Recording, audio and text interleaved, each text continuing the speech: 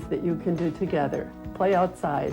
Santinello, Mark Rosen, and meteorologist Paul Douglas. It's rare that you run into somebody who inspires you to greatness, but many people around here felt that way about Dave Moore. So we wanted to take one final loving look back at Dave's career and his contributions to journalism. Don's here now with that. Well, for the past 30 hours or so since Dave's passing, we've heard about all of the awards, and we've heard a great deal of praise, much deserved. But what made Dave Moore a great newsman and a trusted journalist? Bill Hudson was inspired to get into the business by watching Dave Moore, and he found some answers today. I think the trust is a natural quality. You can't develop it very easily. A lot of people have tried, and the camera doesn't lie. Dave Moore, the camera was a friend to Dave, but Dave was Bob Ryan was Dave Moore's friend for 52 years and chief competitor for half that time. As an anchor at KSTP, Mr. Ryan recalled how Dave and WCCO changed the course of local news when Channel 4 debuted The Scene Tonight in 1970. This is The Scene Tonight in color with Dave Moore. And it went over so big that we lost ratings at Channel 5. And my boss, Mr. Hubbard, doesn't like to lose.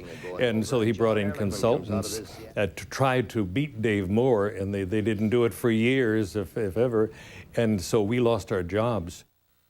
In fact, KSTP tried dual anchors for the first time in the market, and that failed too.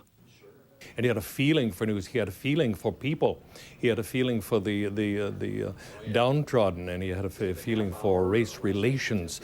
This man was a real humanitarian way before it was popular to be even in our business.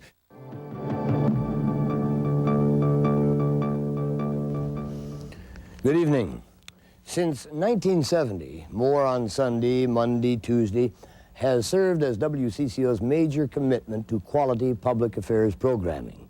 I think some of his effectiveness as a broadcast journalist could be related to his theater background, because he learned how to emote, how to communicate. They do that, and over the long Jim Dubois teaches broadcast journalism and is president of the Pavic Museum of Broadcasting. The anchors, I think, had to rely more on their raw intelligence, more on their ability to interpret what was happening, simply because they didn't have all these high-tech tools at hand.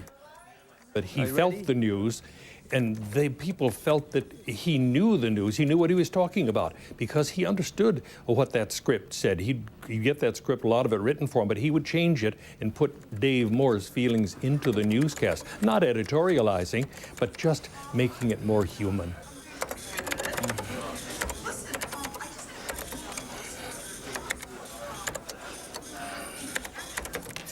I have spoken to a number of the people in the Moore family, and to a person, they want to say to everyone how touched they've been by the outpouring shown on not only our channel, but all of the channels that have spent so much time, and that is helping them get through this terrible loss, and they wanted to thank you. And they're going to make it. They're going to make it. You know, I only worked with him for a short time, but I feel blessed to have worked with him for even that amount. Well, can you imagine how the people who've worked with him for 30 and 40 years feel? All right, Paul, let's get on down to business. Dave would, I said this at 5 o'clock, Dave would really just hate this. He would say, get on with it. Isn't there some news to be reported? Can't you get us to the weather information? Any weather? I'm going to try. There's okay. Not much, but I'm going to try.